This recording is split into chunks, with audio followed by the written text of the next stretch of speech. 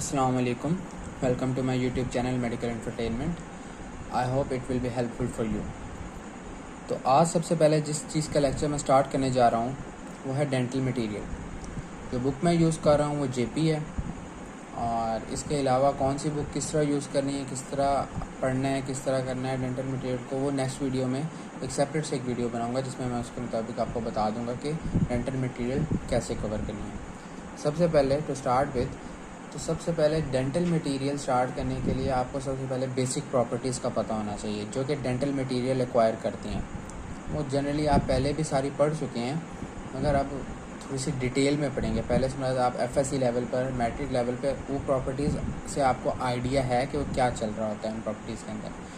तो मुख्तलिफ प्रॉपर्टीज़ होती हैं कि जैसे मैंने लिखा हुआ है कि मैकेनिकल प्रॉपर्टीज़ यहाँ पर, तो इस तरह इसके अलावा फ़िज़िकल प्रॉपर्टीज़ भी होती हैं, इसकी ऑप्टिकल प्रॉपर्टीज़ भी होती हैं, इसकी कलर की प्रॉपर्टीज़ भी होती हैं, इसी तरह इसकी मैग्नेटिक प्रॉपर्टीज़ भी होती हैं। इस तरह के इसकी काफ़ी प्रॉपर्टीज़ होती हैं, और हर प्रॉपर्टी के आगे सब टाइप्स यानी सब क्लासेस, सब डिफरेंट टाइप्स ऑफ प्रॉपर्टीज़ और फीचर्स होते हैं जो कि हम इधर इस प्लेटफॉर्म पे डिटेल में एक्सप्लेन करेंगे। तो सबसे पहले आपको पता होना चाहिए कि BDS के टॉस में इस चैप्टर की वैल्यू क्या है। इसके अंदर एक SAQs, 2 MCQs और टोटल ऑफ 5 मार्क्स का पेपर आना है। स्टार्ट करते हैं स्ट्रेस। What is stress?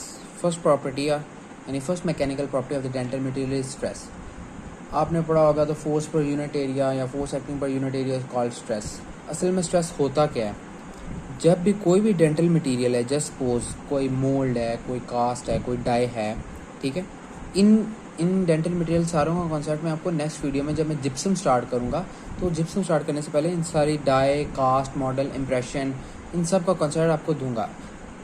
तो फिलहाल आप अभी मैकेनिकल प्रॉपर्टीज़ पर ही रहें ताकि इनको एक्सप्लेन कर सकूँ।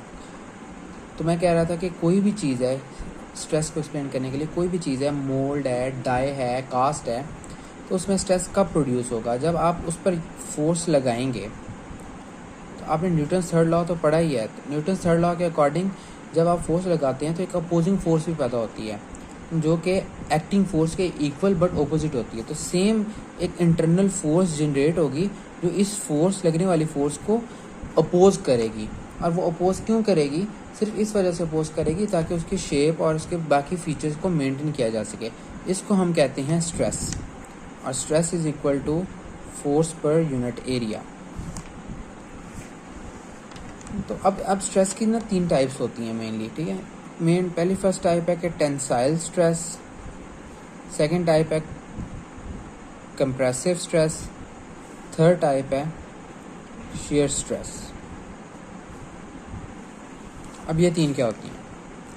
अब टेंसाइल स्ट्रेस जो होता है ना, जस्ट से कि एक इस तरह का कोई भी डेंटल मटेरियल ले लें, ठीक है। आपको कॉन्सेप्ट देने के लिए डेंटल मटेरियल से थोड़ा सा बाहर चला जाएं तो वायर की एग्जांपल ले लें, ठीक है। अगर आप इस पर इस तरह से स्ट्रेस लगा रहे हैं कि इसकी लेंथ इंक्रीज कर रही है तो ये टेंसाइल स्ट्रेस हो जाएगा, यानी दोनों तरफ से आप खींच रहे हैं कि फोर्स एक राइट की तरफ लग रही है, एक लेफ्ट की तरफ लग रही है, तो इससे क्या होगा? उसकी लेंथ इंक्रीज होगी। इसको कहेंगे टेंसाइल स्ट्रेस। Compressive stress,